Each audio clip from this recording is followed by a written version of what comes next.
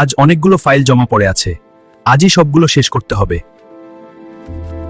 আজকে সব ওর পছন্দের খাবার রান্না করছি, ও খুব খুশি হবে। আজ আমাদের বিবাহ বার্ষিকী, আজ আলুকে সারপ্রাইজ দিব।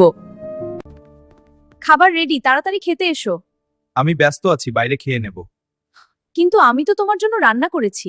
বাসায় বসে বসে আর কি কাজ তোমার রান্না ছাড়া? আমার প্রিয় বান্ধবী, কেমন আছিস? এ কি অবস্থা, তোর চেনাই যাচ্ছে না। তোর বর যেন কেমন হয়ে গেছে। তোরা ভালো আছিস তো? হ্যাঁ ভালো আছি, ও তো আমাকে খুব ভালোবাসে। না রে, আমার তা মনে হয় না, তুই শুধু ভালো থাকার অভিনয় করছিস। চল তাহলে একটা পরীক্ষা করি। কি? তুই কি ভয় পাচ্ছিস? কই না তো, ঠিক আছে, তোর যা ইচ্ছে কর। তুমি অনেক স্মার্ট, তোমাকে তো আগে দেখিনি। ইস, তোমার মতো এত সুন্দরী স্মার্ট মেয়ে যদি আমার বউ হতো, আমি তো তাকে রানী বানিয়ে রাখতাম। কি এ বলেন? আমি কি এতটাই খারাপ? কি কম দিয়েছিলাম আমি? দেখলি তো, এবার বিশ্বাস হলো? তুই একদম কাঁদবি না, তোকে নিজের জন্য বাঁচতে হবে। আমি তোকে তৈরি করব, কালই আমি তোকে গাজরের কাছে নিয়ে যাব।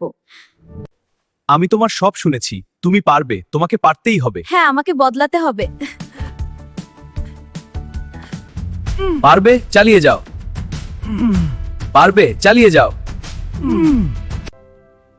ওয়াও, এত সুন্দর। কিন্তু তোমার পাশে কে? কাল আলুর জন্য সারপ্রাইজ আছে। আসলে প্রত্যেকের উচিত শুধু নিজের জন্য বাঁচা। আপেল, আমি তোমাকে খুব ভালোবাসি, এমন করো না প্লিজ। তুমি আমাকে না, আমার সৌন্দর্যকে ভালোবেসেছো। তোমার মতো এমন চরিত্রহীন মানুষের সাথে আমি থাকতে পারবো না।